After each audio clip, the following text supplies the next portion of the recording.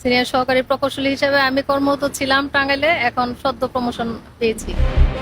জাহানারা পারভীন স্থানীয় সরকার প্রকৌশল অধিদপ্তর এলজিইডির নির্বাহী প্রকৌশলী। ক্ষমতার দাপটে সরকারি নীতিমালাকে বৃদ্ধাঙ্গুলি দেখিয়ে নিজ জেলাতেই পদায়ন নিয়েছেন তিনি।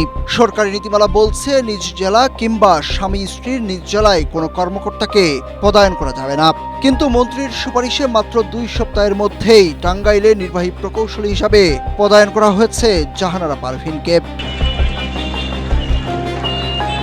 এমন কাণ্ডে প্রশাসনিক মহলে উঠেছে নানা প্রশ্ন। কিভাবে হলো এই পদায়ন? নীতিমালা কি সবার জন্যই সমান?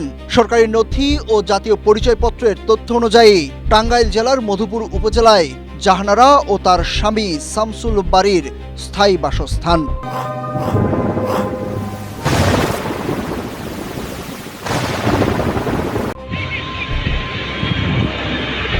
সূত্র বলছে জাহানারা পারভীন গত বছরের 16 মে টাঙ্গাইল জেলা কার্যালয়ে সিনিয়র সহকারী প্রকৌশলী পদে যোগদান করেন। তার স্বামী স্থানীয় বাসিন্দা হওয়ায় সে সময় টাঙ্গাইলে নামে বেনামে ঠিকাদারি ব্যবসা শুরু করেন এবং স্ত্রীর পদের প্রভাব খাটিয়ে নানা সুযোগ সুবিধা নেন বলে অভিযোগ রয়েছে। পরবর্তীতে চলতি বছরের 14 মে সিনিয়র সহকারী প্রকৌশলী হিসাবে পদোন্নতি পেয়ে জাহানারা পারভীন ঢাকা এলজিইডি সদর দপ্তরে নির্বাহী প্রকৌশলী হিসাবে যোগদান করেন, কিন্তু সেখানে 2 মাস পার না হতেই রহস্যজনকভাবে আবারও তাকে নিজের জেলায় ফিরিয়ে নেওয়া হলো। এ বিষয়ে টাঙ্গাইল এলজিইডির বর্তমান নির্বাহী প্রকৌশলী মোহাম্মদ কামরুজ্জামান বলেন, দলীয় প্রভাব খাটিয়ে একটি চক্রের মাধ্যমে এই বদলি করা হয়েছে। সরকারি বিধিমালা অনুযায়ী নিজ জেলায় কাজ করার সুযোগ নেই।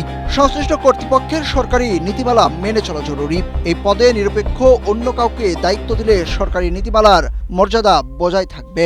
রাজনৈতিক প্রভাব করছে আর কি, যেটা প্রশাসনিক জটিলতা সৃষ্টি করে। কারণ হচ্ছে কিছুদিন আগে আমাদের প্রজ্ঞাপন করছে রাষ্ট্রপতি আদেশক্রমে যে আপনি নিজ জেলায় স্পাউসের জেলায় প্রথম শ্রেণী কর্মকর্তাদের মানে পোস্টিং দেওয়া যাবে না। আর এটা তো জেলা পর্যায়ের কর্মকর্তা, এটা তো অনেক উপরে কর্মকর্তা। হ্যাঁ, দেখা গেলে একটা কোরাম করে সিন্ডিকেট করে এখানে তাদের সবকিছুর মধ্যে একটা সমস্যা সৃষ্টি হবে। অ্যাডভান্স বিল থেকে শুরু করে কোনো চেইন অফ কমান্ড থাকবে না। এই জন্যই কিন্তু এই প্রজ্ঞাপনটা করা হয়েছে। এলজিইডির একাধিক কর্মকর্তার দাবি, জাহানারা পারভীনের বিরুদ্ধে সরকারি গাড়ি ব্যবহার করে তদবিরের জন্য নিয়মিত ঢাকা যাতায়াত, টেন্ডারে অনিয়ম এবং স্বামীর মাধ্যমে বেনামে ঠিকাদারি করারও অভিযোগ রয়েছে। Desk report, Asia post.